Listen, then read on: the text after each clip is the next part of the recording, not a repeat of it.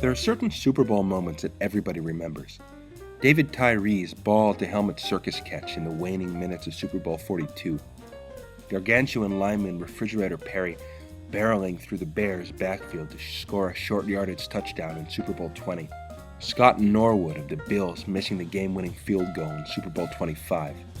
Images of these moments are engraved into our collective sporting consciousness. But, alas, these are not the moments I'm here to talk about today. Over the past 2 months, I've watched every single Super Bowl ever, and of all those countless hours studying game after game, these Super Bowl moments just might be my very favorite of all time. Now, they're all pretty ridiculous, but the Super Bowl is itself pretty ridiculous if you think about it, which I've done extensively for the past 2 months. While these moments may have been lost to the annals of history, they'll be forever enshrined in my own personal Hall of Fame. The first touchdown in Super Bowl history was scored by the veteran Packers receiver Max McGee, and this memorable moment was made even more memorable by the fact that McGee was nursing a world-class hangover at the time. This guy named Boyd Dowler was the Packers' starting receiver that year, and McGee wasn't expecting to play much in Super Bowl I. So instead of getting some rest the night before the game, he decided to go out and party hard. When he showed up at the stadium the next morning, he looked terrible, to the point where quarterback Bart Starr later remembered thinking, "Oh my gosh, I hope Boyd Dowler doesn't go down." And of course, Dowler did go down, and McGee was forced to play. And then he scored the game's first touchdown, then he scored another one, and he eventually ended up with 137 receiving yards. So pay attention, kids. Sometimes the road to greatness is paved with empty bottles of whiskey. The President of the United States, Mr. Ronald Reagan.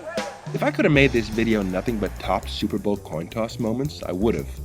That idea did not fly with my editors, so instead I'll just limit myself to talking about the weirdest coin toss in Super Bowl history. Super Bowl 19 was played on January 20th, 1985, the same day that President Ronald Reagan had just been sworn in for a second term in office.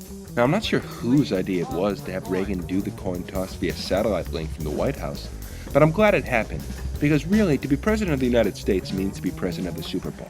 It is tails. Reagan capped things off with a little speech to the crowd and the players. May everyone do their best. May there be no injuries. May the best team win and no one have regrets. Oh, in case you were wondering, it was a lousy game. In Super Bowl 22 in 1988, Washington's rookie running back Timmy Smith ran for 2 touchdowns and 204 yards, which still stands as the single-game Super Bowl rushing record, and which is probably the greatest rookie performance in any Super Bowl ever. What makes this feat even more remarkable is that Timmy Smith sort of sucked. During the 1987 season preceding the Super Bowl, he only ran for 126 yards and no touchdowns. In his cumulative 3 seasons in the NFL, he ran for a mere 602 regular season yards and 3 regular season touchdowns. Smith left the NFL after the 1990 season, and later spent a couple years in prison after he was caught selling cocaine to an undercover agent. But don't remember him for that. Remember him for his day in the sun. And remember him because, well, if we don't remember Timmy Smith, who will?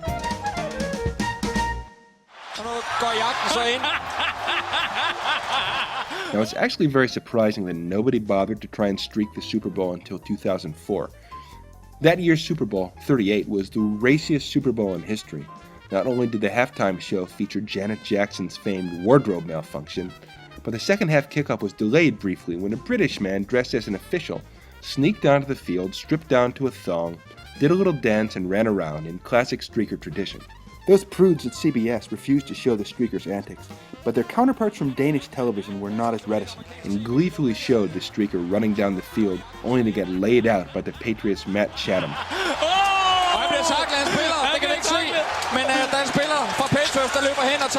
And these, my friends, are my favorite forgotten moments in Super Bowl history. Eat your heart out, David Tyree.